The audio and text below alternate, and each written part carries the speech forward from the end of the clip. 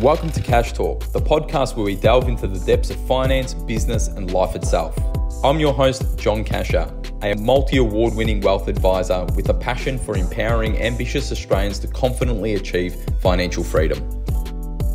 Hey everyone, before we get started, this is a quick reminder that everything in this podcast is of a general nature and nothing has been tailored to your personal circumstances. So please seek personal financial advice before acting on this information. And welcome back to Cash Talk. And today I'm joined by a very special friend of mine, James Wrigley. James, how are you, mate? John, thank you for having me. First time I've been in this building, as I was saying before. I only live down the road, but first time in here. Mate, a lot to see from the outside, but now you're in the inside. Does it live up to expectations? I'm excited to see this background. I've seen it many times online. So. That's it. Now, for those who don't know, James is another financial advisor, has been around in the game for many, many years. If you don't know him, just jump onto TikTok, jump onto Instagram, you'll be able to find James. He's also recently jumped into the media side of things, so he's got a newspaper article called a digital article that he's contributing to. Yeah, no, what do you call it? A column or something like that? The Daily Mail. So I was a bit worried about taking it on to begin with, but hey, I've done two so far. Actually, the second one goes out today, so I'll have to have a read of the comments afterwards when we're finished. Well, you're doing a great job, and I've known him for many, many years, and I can't wait to jump into this podcast. Now, this podcast was actually on the back of a post that James did on his Instagram, where they were talking about the decision-making really around superannuation and non-superannuation investments, but boiling down to retiring early. And really what we want to do is just delve into that topic and for you to understand how advisors, even in different practices, come up with the decision-making for our clients and some tips and tricks that maybe you can go away with. So, Jimmy, that post that you did, which was around retiring early, do you want to give someone everyone a little bit of a background around that and kind of how we thought, you know what, we'll jump on here a little bit? Yeah, so like as you said, I do a lot of content on Instagram and TikTok and all the rest of it. And it's really great you get tons of feedback. And so there's on the topic of what we're talking about today, there's often this, whenever I talk about making contribution to superannuation for someone that's young, you know, they're not knocking on the door of 60, there's always comments that come up to say, why would I bother with super? I don't want the government to control my retirement. I want to retire early. I'm not going to put money into super, all of these kind of things. And so you get a real sense of what does the average person out there actually think about retirement planning and the superannuation system. Like you and I and the rest of your team here, we all kind of operate in a bit of a bubble. We know what we know and we kind of understand the pros and cons of it. And so we think it's strange for the average person out there to maybe not understand it to the same level that we do. And so as I said, you get a lot of feedback through this and various iterations of a similar kind of post. The content, the response is always much the same. You get a number of people that say, why would I bother putting money into super? The government's going to take it from me, or they're going to control it. They're going to limit my retirement. I want to retire early. Forget that I'm piling all of this money outside. And I think what you picked up on was some comments that I made along the lines of, you're eventually going to be 60. Statistics would say you're probably going to live into your mid-80s, and the whole life expectancy bit, people don't understand what life expectancy numbers actually mean. It just means that 50% of the people that were born in the same year as you are dead by now, but it also means the other 50% are still alive. So you've got a 1 in 2 chance of being alive past your mid-80s, at which point you've had plenty of opportunity to access your superannuation. It's just about working out what you want to do from your life. If it's retiring early under age 60, well then yes, you need some money outside of super, but don't ignore super completely. It should be part of your plans. It's a very, very important part of your plan. You know, when you think about it, it is a tax structure. And one of the biggest things that most people say to me is, I don't want to donate to the tax office. And I don't want to donate to the tax office. You don't want to donate to the tax office. And so we want to be making sure that our assets are structured in the right ways. Now, that's a very simple way of thinking of it, because there's more than that comes into the decision-making about what goes in super and what goes out of super. And so we're not coming here from telling people that they should put every single dollar that they have in the most tax-effective structure, because there are pitfalls to that. And, you know, I have seen many, many times where, so let's say, a young person has put all of their money into maxing out their super contributions, but then have gone to go buy a house or have another goal that they want to go for, and they've got all of their money tied up in superannuation, which is non-liquid and not accessible until you're 60 and above. And I'm sure you've seen those as well too, Jimmy. They're getting that balance between what goes in super and what goes out of super. It's not as simple as just, this is what we do for everyone. So we need to start with, and I'm sure you know, any financial advisor that sees this and just anyone out there that may, you kind of got to start with a blank piece of paper and say, what do I actually want to do and when do I want to do it by? And that's going to then give you a guide as to what you want to do. You know, like I'm 40, it's my birthday today. As we're recording this, and some of the videos that I've done where I've had these comments, I max out my pre-tax super contributions. But I can afford to do that and have other money left over to pay my mortgage and do a bit of investing and do these other kind of things. There comes a point, and we see this with a lot of clients, there comes a point where their base income is at such a level that they're nearly getting to the cap anyway. Like if you're earning $200,000 a year, super SG's at 11.5% right now, that gets you more than 3/4 of the way towards the cap. For that person that's earning those high incomes, doesn't take much from their after-tax pay to get them to the cap anyway. And for someone that's 20 years out from accessing their super, that's probably all you'd do anyway. And so often in a lot of our plans, we're saying, like, almost for all intents and purposes, forget about super. Sure, you're going to tweak the investment option and whatever, you do a bit of salary sacrifice, hit your cap, you're going to save a bit of tax, and then be done with it. And then we'll worry about maybe maxing out super a little bit further when you're in your 50s, when you're 55 plus or something like that. And then this extra money you can do other things with, pay off the mortgage, do some investing, buy an investment property, whatever it is that you want to do.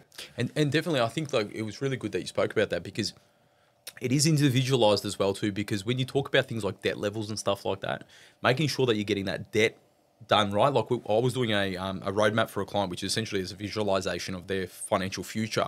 And I had to really, really tweak how much went into superannuation, how much went into investments, because we needed to get that debt paid off by the time they were 60. They wanted it done when they were 60. And I can understand the reason why they wanted it done when they're 60. They don't want to walk into retirement with a non-deductible debt. It's also taking that away from their retirement and their lifestyle. So getting that to be sweetly checked to be at that 60 was very, very important. And we weren't maxing out super contributions in that. The actual net tax benefit was so minimal, but also the psychological benefits of them seeing that debt be able to be paid over time.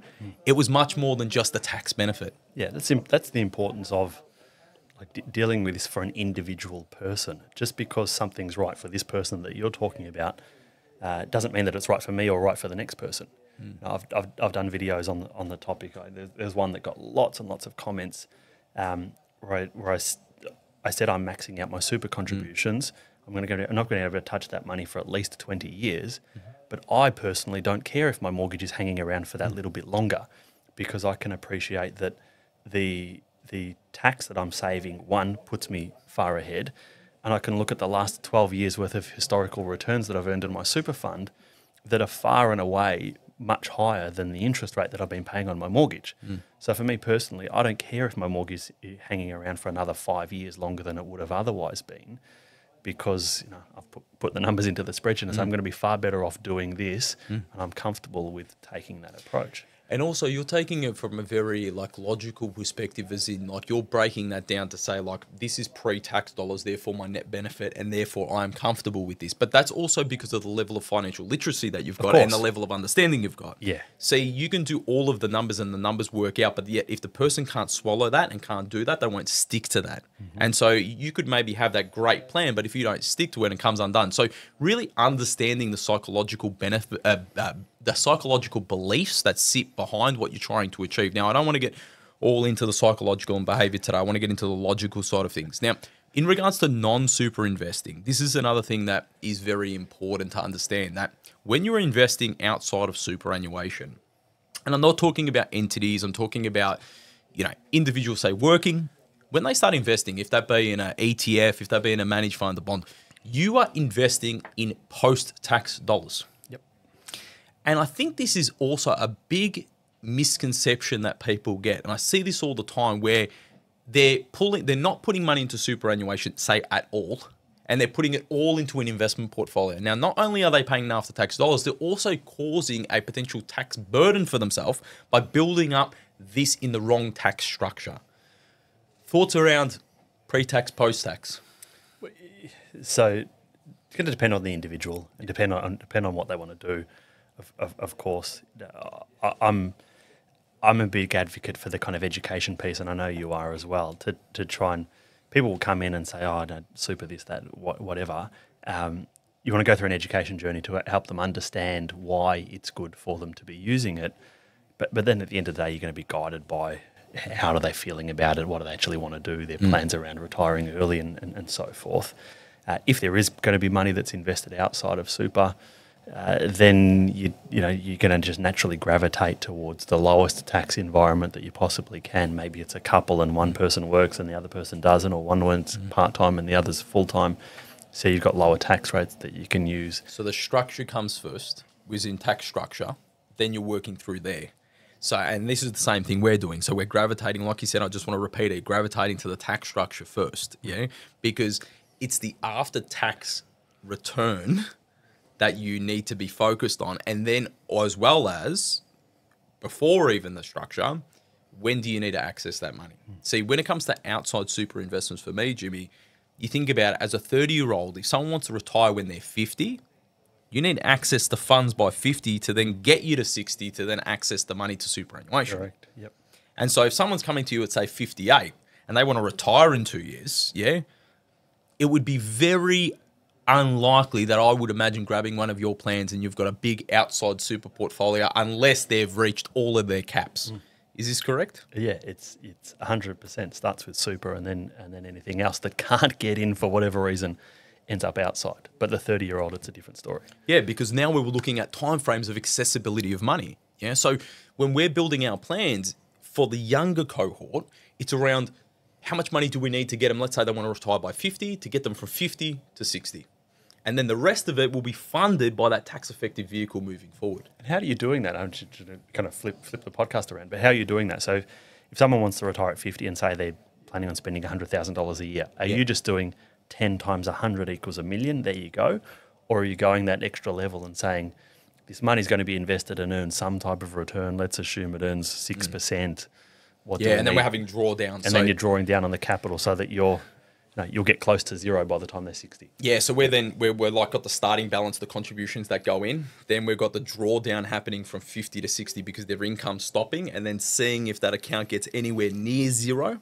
Yeah, so you want to have a safety buffer, and then you figure out how much you need to do here, and then so you're reverse engineering and you're tweaking to get to that right scenario.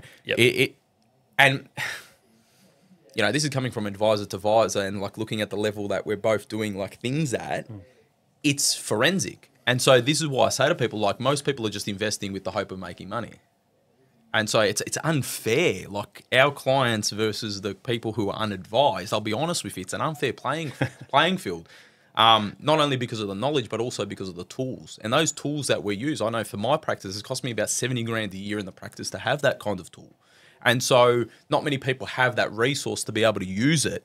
Have it first and foremost, and then use it. You know, how many people have a PlayStation but actually are good at playing, say, FIFA? You know what I mean? So it's very, very interesting, the decision making that you go through, the decision making we go through, and this obviously comes from years and years and years. Like, this guy's decades, I'm decades of doing this for clients over and over and again. This is not just textbooks, and figuring out what has worked really well for our clients. And I can look at me as a youngster, like the decision-making process I did when I was first as an advisor to how I'm doing it now, mate, it streaks ahead. And that comes with experience, but it's getting our clients results. It's getting our clients to become financially free and when and how they want to. And ultimately, when I speak to most people, forget coming to us or not, everyone wants the level of financial freedom, and everyone wants fulfillment in life.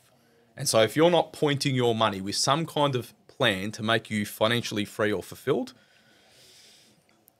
you might as well not even listen to this podcast. I'm glad you didn't say passive income, because I absolutely hate that word. Well, this is a whole topic that I get that. Like, people make inquiries or whatever, and they put stuff in and they say, "Oh, I want to earn passive income." What the hell does that even mean? Yeah.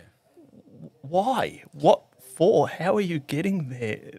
And this I want to reach through the computer screen and strangle some people when they start talking about it. So I know my answer to that. Why does that frustrate you? It's because they've just heard this idea of, you're going to buy all of these things and I'm going to earn passive income. But people don't then, again, it's, we've been doing this for a while. They don't then appreciate the level of assets that they need to have what they're trying to say, but they don't actually say it, is they're trying to get to a level where they're replacing their income from work with income from investments, but they haven't gone that extra step to draw that conclusion. Then the next step after that is to say, well, what level of assets do I actually need to generate my $100,000 a year to replace my $100,000 a year salary that I've got? And that's millions. But they don't get it. They think, if I put my $5,000 into this Australian share index fund, I'm going to generate passive income. You will, but you're going to generate 50 cents. That needs to be the starting point. And then the planning needs to be, how are you going to get from your first $5,000 to how is that $1.5 million that you've got in that Australian share ETF that's generating the income for you? So then you get to this passive income level. Do you think that level of asset value is smaller or bigger in their mind before they come to you? Smaller. So they think it's let's say you know the number's 4 mil. They're in their head, or they're saying to you, I'm pitching for 2. I think there's just a lack of comprehension around like what is an average return rate and what is an average interest rate and these kind of things. Because I'm seeing people throw 10% on here and then 8%. I can understand the confusion for these people. Like we've got a long-term client we've been working with for years and years and years and years, and her friend came in. Her friend didn't have a whole lot of money. There's various things that happened in her life, and she was where she was. She's like, well, can't you help her put her money into something and earn her 12% a year? I thought, well, if we could do that, why don't you think we would have been doing that for you for the last 15 years? What? It's not we're gatekeeping something that's different for her versus you. And so I think there's just this lack of understanding of what is an ordinary return. Part of that is this whole kind of internet generation that it's supposedly easy to earn $1 million. Supposedly easy to 10x your business. It's supposedly easy to start a business today and then in 2 years' time sell it for $100 million. Like, that's supposed to be easy. You can just do it from your bedroom. It's not the reality. It's interesting you said lower, because I would find that the clients we're seeing, it's larger. They reckon they need more than what you're saying. But it's because of, I think, and I don't know this 100%, it's because you look at a social media world and you look at the car that you want and it's 400 grand. You look at the house you want, it's 3 mil. You look at the blah, blah, blah you want, you look at the blah, blah, blah you want, and all of a sudden it's like, I either need to be a 8-figure person or I'm not living my life. Yeah. I think that's where it starts for us, Jimmy. And I don't know what level of awareness we're catching them at. But when we go through the process of figuring out what actually makes them happy, and we've spoken about this, it's not that for us, it's not the Louis Vuitton this or the whatever, it's the experiences we have with our kids. You start to realize when you boil down to, this is why I talked about financially free and fulfillment. When you go to fulfillment, that number all of a sudden, and then so when you build your plans, you end up saying, well, you know what? You're on $100,000 after tax right now. You're pitching that you want a $300,000 after tax because that's going to make you fulfilled. But actually, it's not really going to make you fulfilled. All you're doing is you're pointing your money right now to things that don't make you fulfilled. If they point them to fulfillment, all of a sudden, it might go from 100 to 110 or 120. But I reckon in most cases, I'm bringing the number down. Yep. There is a lot of that where people don't appreciate that the position that they're in, and like the classic retirement. We've all done it where someone's come in and said, I don't know if I can retire. And say, well, you could retire tomorrow. Like, even the back of the envelope calculation that I'm doing with you the very first time that I'm seeing you says that you can retire. Sure, there's a bit more to work through and optimizing and all the rest of it, but you can. And so it does come from two ends. I reckon it's the older ones that are, which way around is it? The older ones that are not appreciating that they can afford to retire. Yeah, so they've got the scarcity mindset. They've worked really hard. They've got to where they need to get to. They've worked their whole life, everyone. They've got to the point where they can retire. Jimmy and me have done it. We do the number and you're like, you can, but in their head, it's not enough. And then the younger ones, I reckon it's the other way around. The younger ones. I mean, well, what am I putting my money in that's going to guarantee safe, secure my 10% return? So then I only need $1 million. Get my 10% return, happy days. I got my $100,000 a year to live off. There has to got to do something with market conditions over the last 20, 30 years. Yeah, definitely. And so, you know, we have been, even me and you as advisors who have kind of entered in roughly at the same time, we had kind of starting in our careers, GFC, really kind of newbies to that. And then we had kind of COVID. Besides that, it's been pretty good. Yeah, markets have been pretty good. We are conditioned because we're looking at markets all the time. But for people that aren't conditioned and don't look at this stuff all the time and don't have knowledge, they really look at their life, especially when you're, 40, 30, whatever, and you're looking back at the last 20, 30 years. It's been roses. So people, I think, are conditioned to put money in property, it makes money. Put money in superannuation, it makes money. But what people don't realize is, if you invested your money at the top of the GFC before it crashed, okay, it took 11 years for the Australian market to recover. From an index level. Yep. The bit that people miss, and we should add it, is the dividends that come from it. So if you reinvested your dividends, you would have got there a whole lot faster. We're talking just based on index level, yeah. At all odds, ASX 200. That's a long time. Yeah, and even with the dividends, your total return over that period wouldn't have been great. Yeah, but most people 30, 40, when were they entering in that investing market? And COVID was the worst for behavior because it was a V-shaped recovery. And so I think there's a lot got to do with passive income, fire, blah, blah, blah, because it's like I want to grab my money, replace my working that I hate with this income that I'm going to live free and live somewhere overseas and just live a good life. There's a lot of stuff that needs to be sorted out. And as an advisor, we work through this, but really decision-making, going back one step, decision-making around superannuation and non-superannuation starts with a blank piece of paper on the goals, aspirations. What do you want? When do you need to access the money? You can't take someone else's prescription. So what Jimmy does for him and his family and what I do for me and my family is totally different probably. There's probably some similarities, but in much way it's going to be different. Then working out, okay, well, if you need money before accessibility to super, because remember, we want to gravitate to tax structures first. After that is around, okay, well, what's the next tax structure and how much money I need to have in those tax structures? Now, Jimmy might tolerate debt more than I might tolerate debt. So debt comes into the situation as well. And what does your lifestyle requirements look like? So I would say, as my kind of passing comments on this, don't take someone else's prescription. It could save you, but it also could kill you. Yeah, get professional advice. Yep. Yeah, and I'm sure you echo the same thing. So, Jimmy, I want to thank you very much for jumping on. I know it's your birthday, so thank you very much for sharing your birthday with me. That's right. Thank you for having me. I would love to get him on. Me and him are actually neighbours as well too, so we can do this pretty easy. But thanks for jumping on to your first Cash Talk. Thanks for having me, John. Cheers, mate. Thank you.